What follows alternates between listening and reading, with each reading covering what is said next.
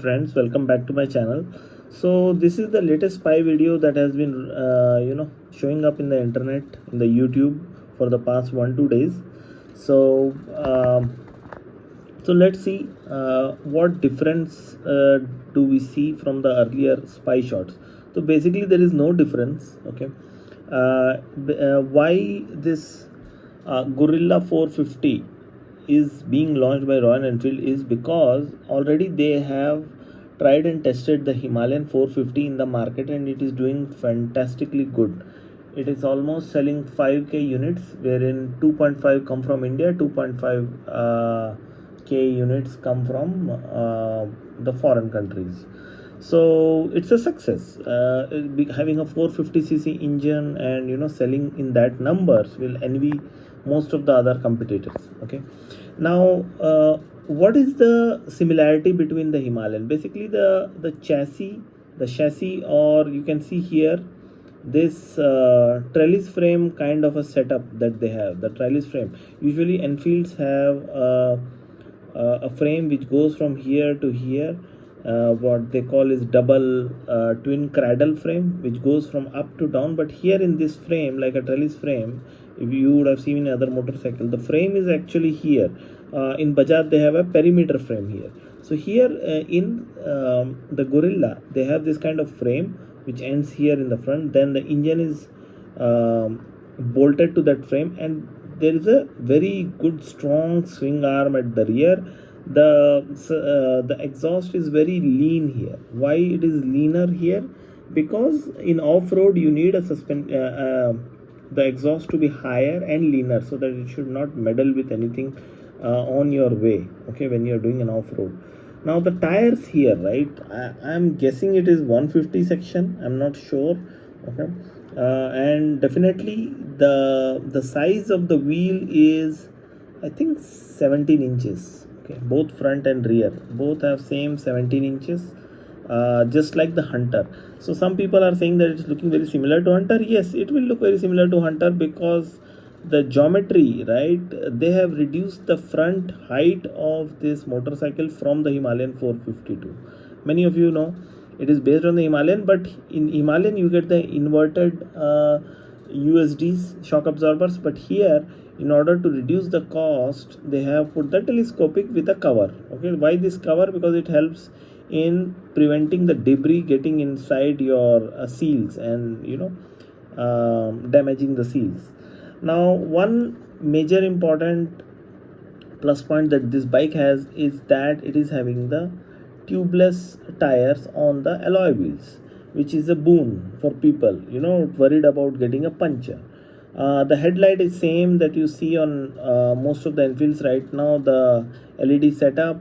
This one, the odometer, I'm not sure what it is, whether it is the taken from the Himalayan or whether it is the same as you see in other models, or like the Super Meteor or the Hunter, the analog one. I'm not sure on that. We'll see once it's get launched. Okay, now the engine. So let's talk about this engine. What is so special about this engine? Okay, so Enfields, if you see the older Himalayan, they have this long bore engine, okay, wherein the piston travels a long distance from top to bottom. What it gives you is the instant low and high torque, so that how much heavier the bike is, it will feel very featherweight to pick it up. Okay, there is no lag.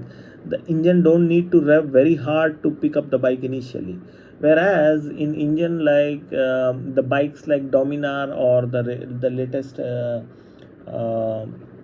Pulsar 400, you have the short stroke engine. Now what is the benefit of short stroke engine is you get a good higher top end, and maybe the low end torque is low, but it is manageable. Okay, but you have to rev it hard to extract the juice out of it. Now when you rev it hard, it will give more heat, so you need liquid cooling in that. Okay, so here what Enfield has done, they have done something as a midway between the short stroke and the long stroke. It's a medium stroke, you can say, but it can rev up till 8,000 rpm. Usually Enfields rev up to 4 to 5,000 rpm. This one, due to its design, it can rev up to 8,000. Now what is the benefit of this? That you get a good higher top end performance. Like if you want to cruise at 130 140 till 150 160, you can easily do in this engine, because this engine is capable of going at high speeds better than the long stroke old Enfield engines, which pass out at around, the 350 cc's basically pass out at around 110 120. The 411 might go till 130 max, I'm not sure, I haven't ridden it. So yeah, but I have seen it, my people, my other group riders running it. So from 0 to 110, those engines are very good, the J series and the 411 engine. Now this one, if you want more performance, so you can take this bike, it will perform very good. I have seen this chasing the even the 650s properly, because it has a longer stroke, it has more cc than the single 350, and the basically the 650s have a twin 325cc, right? So in a way, this is also very fast motorcycle, it's almost like 40 bhp. Okay, now why Enfield wanted to have this model?